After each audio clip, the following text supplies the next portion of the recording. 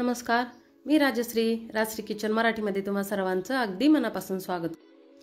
आजचा व्हिडिओ आहे आपल्या घरातील देव कसे स्वच्छ करायचे। ना पितांबरी, ना साबण, ना सोडा या वस्तू न वापरता घरातीलच साहित्यामध्ये आपण देव कसे स्वच्छ करायचे ते पाहणार आहोत।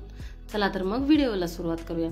इथे पाहू शकता मी इथं जे आपण अगरबत्ती लावण्यासाठी जे स्टँड असतं ते स्वच्छ करून दाखवते तुम्हाला पहिल्यांदा। तुम्ही पाहू शकता किती स्वच्छ व्यवस्थित निघतं ते। मी पुढे व्हिडिओमध्ये सांगणार आहे आपण कोणकोणते घटक घरातीलच वापरलेले आहेत मूर्ती स्वच्छ करण्यासाठी। तुम्ही बघू शकता एकदम स्वच्छ आणि व्यवस्थित निघतात आपले घरातील देव। काही जण मूर्ती साफ करण्यासाठी बाजारात मिळणारे पितांबरी, सोडा तसेच भैया पावडर अशा वेगवेगळ्या प्रकारच्या पावडर वगैरे भेटतात बाजारामध्ये, त्या वापरतात। पण त्यामध्ये केमिकल वापरलेलं असतं, त्यामुळे त्यामधील केमिकलचा वापर आपल्या मूर्तीवरती वगैरे होऊ शकतो। तुम्ही इथे पाहू शकता अगरबत्तीचं स्टँड किती स्वच्छ निघालेला आहे।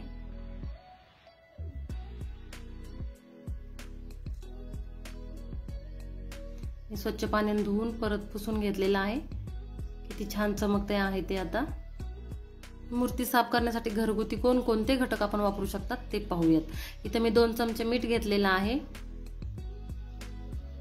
त्यामध्ये लिंबू पिळून घेतलेला आहे।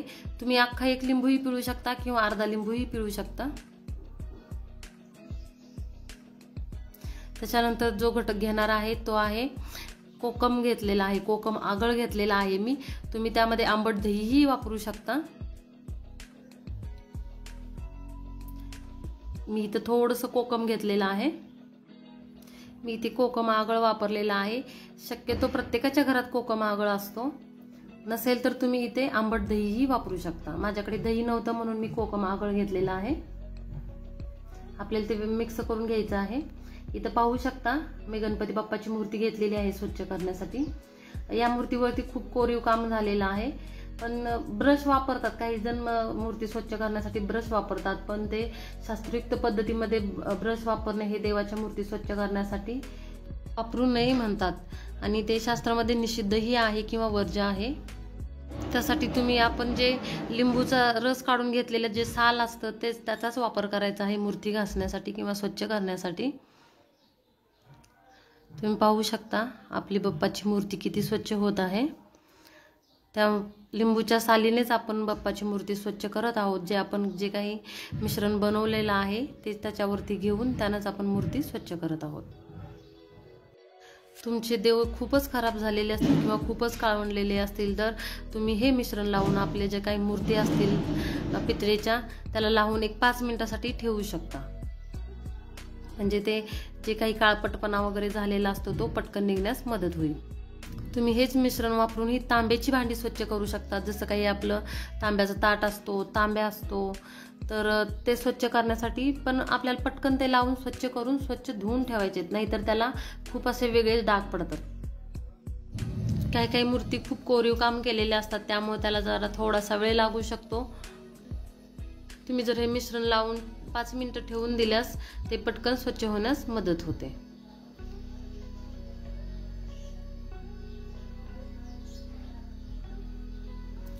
इथं झालेलं आहे आपली मूर्ती स्वच्छ करून, मी स्वच्छ पाण्यातून धुवून घेते।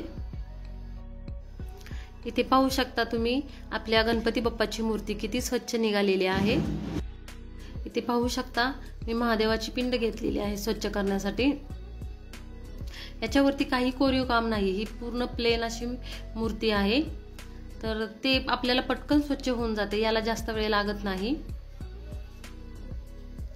फक्त जे मिश्रण आहे ते आपल्याला लिंबूच्या सालीवरती घेऊन त्यानंच आपल्याला स्वच्छ करायचे आहे।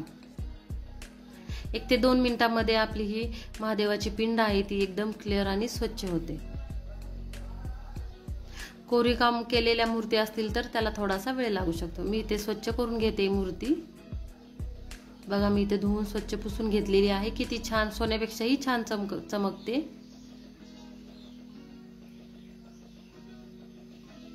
इथे मी दुसरी पद्धत सांगणार आहे। मी इथे गाय वासरू घेतलेला आहे, तर यामध्ये मी जी काही वापरते आहे ते फक्त आहे कोकम आगळ। फक्त कोकम आगळच्या साहाय्यानेही आपण मूर्ती स्वच्छ करू शकतो। तुम्ही पाहू शकता किती छान स्वच्छ होते मूर्ती आपली। फक्त मी इथं कोकम आगळ वापरलेला आहे, त्यामध्ये लिंबू वगैरे काही वापरलेलं नाही, मीठ लिंबू। मी इथे स्वच्छ धुवून पुसून घेतलेली आहे। तुम्ही पाहू शकता आपलं गाय वासरूची मूर्ती किती छान स्वच्छ निघालेली आहे। तुम्ही इथं पाहू शकता मी सगळेच देव माझे कसे स्वच्छ केलेले आहेत, खूप छान झालेले आहेत आणि खूप क्लिअर व्यवस्थित छान निघतात ते। घरच्या उपलब्ध असलेल्या साहित्यामध्ये आपण घरातील देव कसे स्वच्छ करायचे हे बघितलेले आहे। त्यामध्ये केमिकल नाहीये, त्यामुळे आपल्या देवावरती किंवा त्याच्या मूर्तीवरती कोणताही परिणाम किंवा इफेक्ट जाणवत नाही। इथे पाहू शकता बाळकृष्णाची मूर्ती किती स्वच्छ झालेली आहे। तसेच आहेत आपले गणपती बाप्पा, अन्नपूर्णा माता, हे आहेत आपले विठ्ठल रुक्मिणी। हे सर्व देव आपण घरातील उपलब्ध असणाऱ्या साहित्यामध्ये स्वच्छ केलेले आहेत। त्यासाठी आपण बाजारातून कोणतीही वस्तू केमिकल युक्त विकत आणलेली नाहीये किंवा वापरलेली नाही। चला तर मग व्हिडिओ आवडल्यास लाईक करा, कमेंट करा आणि सबस्क्राईब करायला विसरू नका। व्हिडिओ पाहिल्याबद्दल धन्यवाद।